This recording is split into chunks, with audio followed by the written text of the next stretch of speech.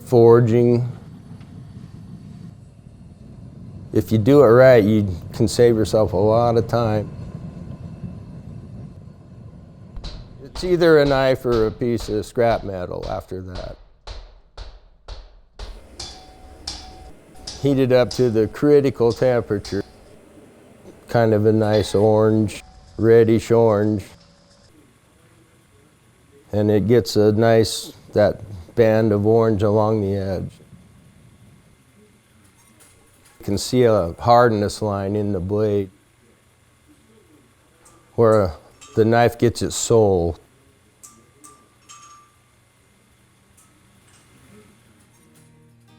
Rudy Ruana was my grandfather who started the business. He was one of the first inductees into the Bladesmith Hall of Fame. He started the business in 1938. The family farm got destroyed by a tornado. We had like, I think, $40 to his name.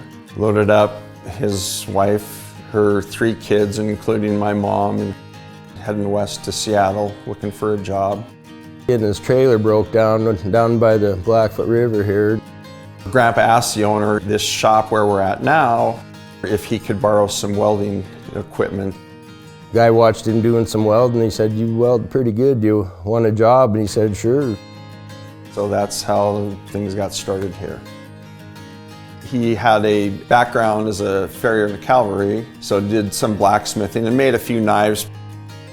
As he was working at the shop here, kind of started tinkering with the knife making on the side. Originally, Grandpa's knives were made strictly for using purposes. He was a hunter himself, and he liked tools that work. He wanted something that would do the jobs.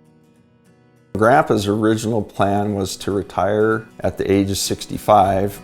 None of his kids really were into taking over the business.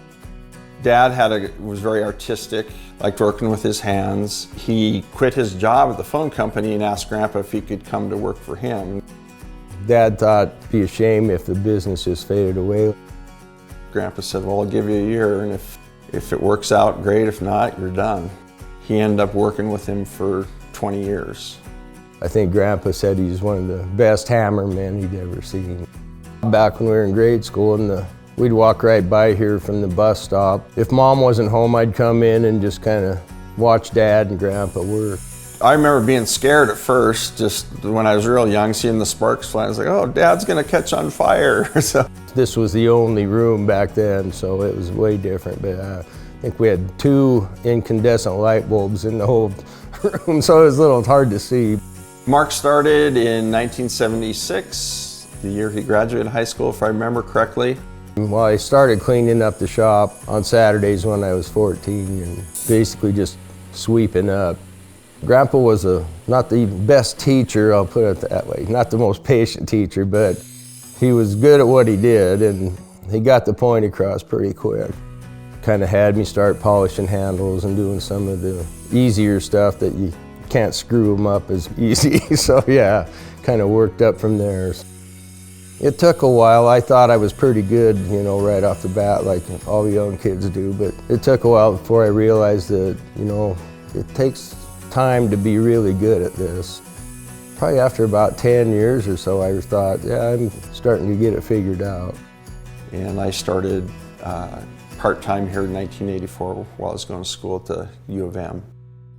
Dad had his first heart attack in '91. It's just like, I can't leave. Did not want to put them in that position. He passed away in 2019. He basically worked here through about 2017, 2018, remained a consultant. We made a knife in his honor. It's called Vic's Blade. He was here longer than Grandpa was, 55 years. Dad, yeah, he was great. For our cast handle knives, there are like 46 different steps in making a knife. We get blanks. We used to use bar stock. We get it in sheets, exact same steel, company nearby where they water jet the basic profile. Forge the blades. They're rough ground, then they're hardened, tempered. And then the handles are cast on them. Handle materials generally elk. We'll use some woods or whatnot, but elk is kind of the Montana look. People love it. And put an edge on them and buff the blades and buff the handles. Sheaths are another different story. Our leather sheaths are all handmade. That's a quick version.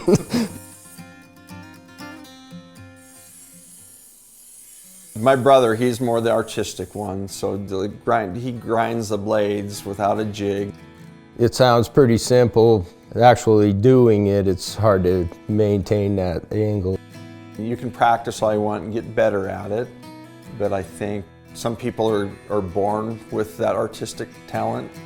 You know, the lines and how it flows, and if you can feel it, you know, does it feel good in your hand?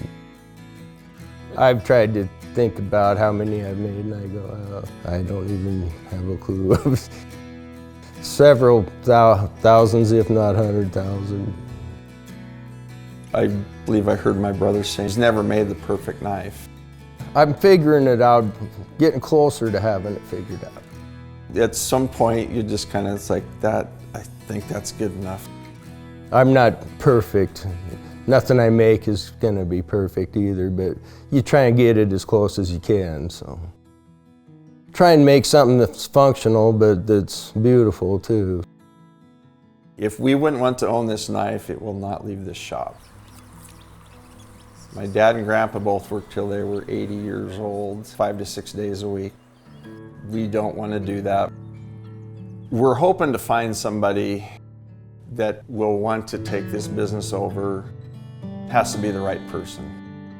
Yeah, I have mixed emotions, you know.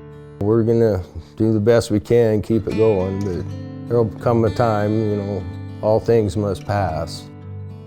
We hopefully make a quality product, American-made product, that they can hold on to forever and cherish not just the quality, but have an appreciation of the work that's behind it. I want to make something that'll be here long after I'm gone. I had guys come in and say, this one's on our 3rd generation hunter, so. Proud to know that people actually use them. I figure part of me gets invited to their hunting camp. I don't know if I'd have done anything else. It's my calling, kind of. I just hope that people would go, yeah, they made a fine knife.